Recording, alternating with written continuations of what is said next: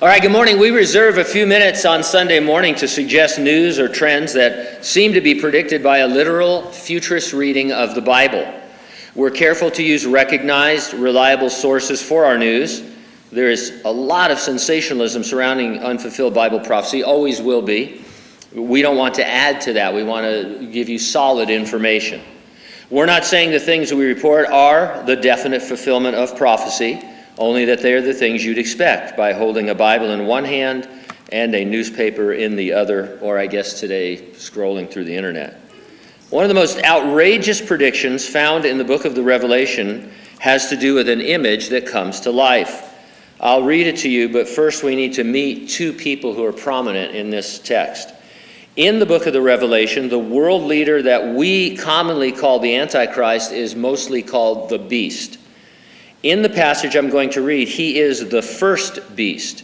The Antichrist has an associate who is a false prophet capable of doing signs and wonders. He is called the second beast. So the Antichrist and his sidekick, the false prophet, first beast, second beast.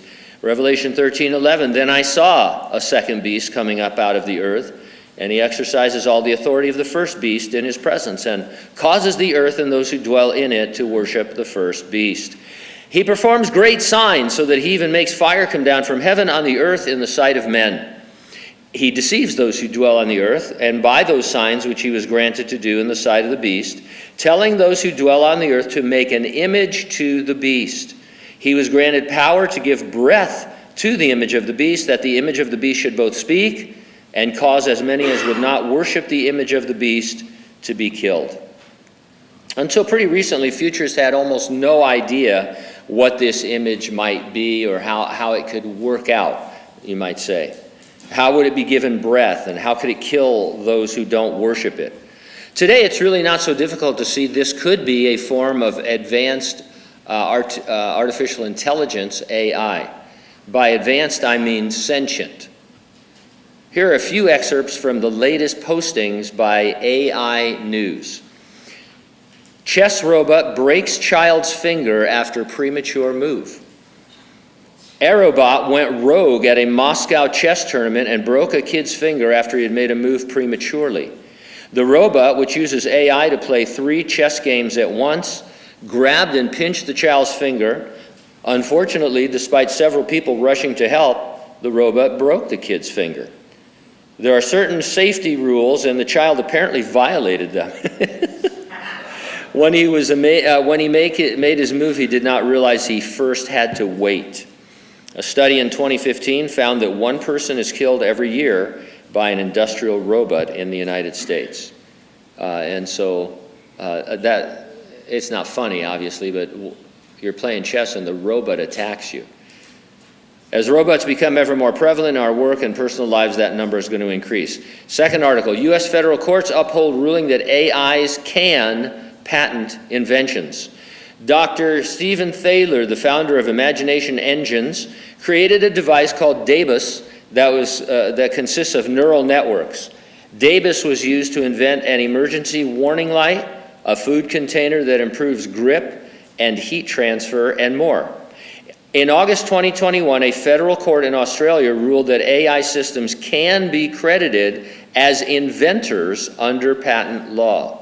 Now, to be fair, another court reversed the decision and the fight goes on. But what I'm saying is that this guy's AI robot, invented something and then patented it.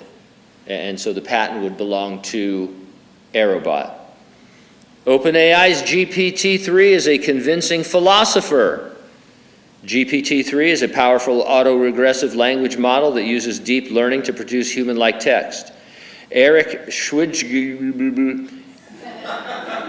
I was going to phonetic it out, but let me, just for fun's sake, Schwitz-Giebel, that's not that bad, Schwitz-Giebel, Anna Straussa, and Matthew Crosby set out to find out whether GPT-3 can replicate a human philosopher. GPT-3 was able to convince most people, including experts in half or more cases, that he's human. We might be approaching a future in which machine outputs are sufficiently human-like that ordinary people start to attribute the real sentience to machines, theorizes Schwitzgiebel. AI learns how to play Minecraft by watching videos. Video pre-training, VPT, paved the way towards allowing agents to learn to act by watching the vast numbers of videos on the internet. And so AI scans the internet, obviously a lot faster than we can process information, and learns how to do Minecraft. I don't know if any of you play Minecraft, but it's a wildly popular game. Obviously the machine is going to beat you every time. Then there's this, I thought you'd appreciate this. The bartending robot for interactive, long-lasting operations, known as Brillo, has been developed by AI researchers at the University of Naples, where else? In addition to recognizing customers and their beverage of choice by their face biometrics and speaking like a person, Brillo can make small talk, ask questions based on what customers say, and even repeat jokes. Brillo mixes cocktails and pours drinks with 2 mechanical arms. AI is everywhere. It's getting faster, smarter, indistinguishable from humans, and maybe sentient. There's a small overlooked detail in the passage from the Revelation I read. It says that the second beast will tell those who dwell on the earth to make an image to the beast. AI learns by interacting with humans. You could say that humans make AI what it is. And so when the second beast, the false prophet, makes this image, he's going to have human input from probably everybody on the planet, and it will be that much smarter than anyone else. Now, I'm not saying that AI will definitely power this image. I'm saying that this is the kind of tech advance you'd expect from reading the Bible.